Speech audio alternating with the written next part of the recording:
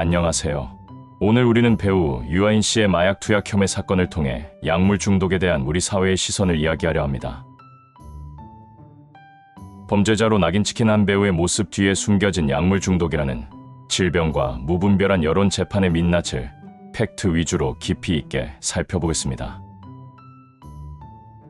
배우 유아인 씨의 마약 투약 혐의 사건에 대해 사회적 타살이라는 의견이 나온 것은 고 이선균 씨 사건과는 조금 다른 맥락입니다.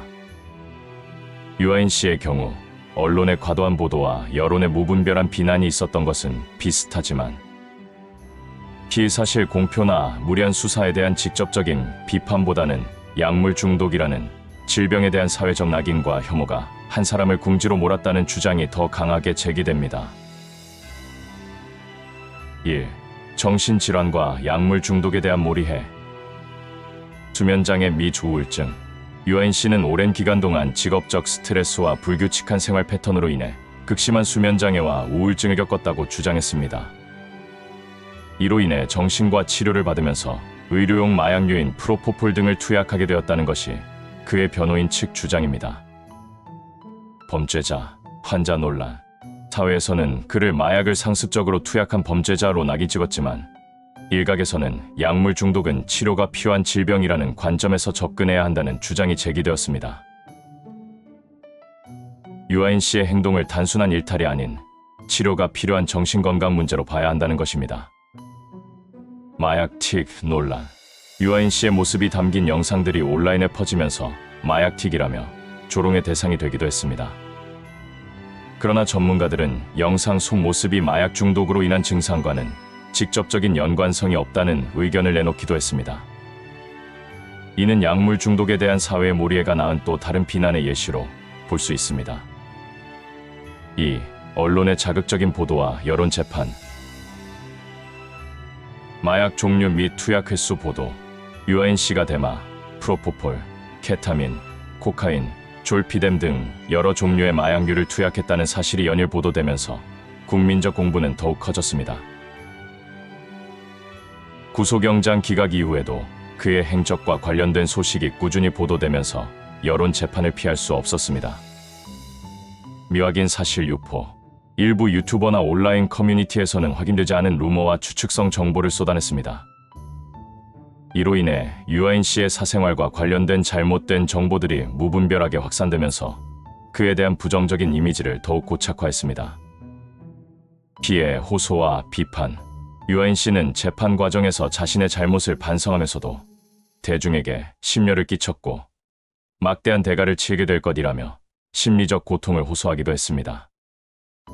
그러나 이마저도 동정심 유발이라는 비판을 받으며 그의 상황은 더욱 악화되었습니다. 3. 법적 판단과 사회적 형벌의 괴리. 법원의 판단. 유아인 씨는 1심에서 징역 1년과 벌금 200만 원을 선고받았지만 2심에서는 징역 1년에 집행유예 2년으로 감형되어 석방되었습니다. 법원은 그의 오랜 수면, 장애와 우울증을 참작했으며 대마흡연 교사 등 일부 혐의에 대해서는 무죄를 선고했습니다. 솜방망이 처벌 논란. 법원의 집행유예 선고 이후 대중들 사이에서는 연예인이라서 가벼운 처벌을 받았다는 비판이 쏟아졌습니다. 법적 절차에 따른 판단과 국민 정서 사이의 괴리가 드러난 것입니다. 사회적 매장. 재판 결과와는 무관하게 유아인 씨는 사실상 배우로서의 활동을 중단하고 대중으로부터 외면받는 사회적 매장 상태에 놓였습니다. 이로 인해 그는 법적인 형벌 외에 훨씬 더 무거운 사회적 형벌을 받고 있다는 의견이 힘을 얻습니다. 결론적으로 유아인 씨 사건은 마약 투약이라는 명백한 잘못이 있었지만 그가 겪었던 정신적 어려움과 사회가 약물 중독을 바라보는 편협한 시각, 그리고 무분별한 여론 재판이 한 사람의 인생을 파멸로 이끌었다는 점에서 사회적 타살의 또 다른 사례로 언급되고 있습니다. 이 사건을 통해 우리는 약물 중독을 범죄로만 볼 것인지 아니면 치료가 필요한 질병으로 인식할 것인지에 대한 근본적인 질문을 던지게 됩니다. 유아인 씨 사건은 한 연예인의 일탈로만 치부할 수 없습니다. 이는 약물 중독을 질병이 아닌 범죄로만 바라보는 우리 사회의 편견이 낳은 비극일 수 있습니다. 우리는 이제 누가 더 나쁜가를 따지는 대신 어떻게 함께 치유할 것인가를 고민해야 합니다. 따뜻한 시선과 관심이 한 사람의 삶을 되돌릴 수 있다는 것을 기억해 주십시오. 결국 유아인 씨는 법적인 처벌 외에 사회적 낙인이라는 무거운 형벌을 받고 있습니다. 이 사건을 통해 우리는 약물 중독에 대한 사회적 논의와 인식 개선의 필요성을 절감하게 됩니다. 무작정 비난하기보다 약물 중독을 겪는 이들이 치료받을 수 있는 환경과 제도를 마련하는 것, 그것이 바로 우리가 이 비극으로부터 배워야 할 가장 중요한 교훈일 것입니다. 감사합니다. 구독, 좋아요는 저에게 큰 힘이 됩니다.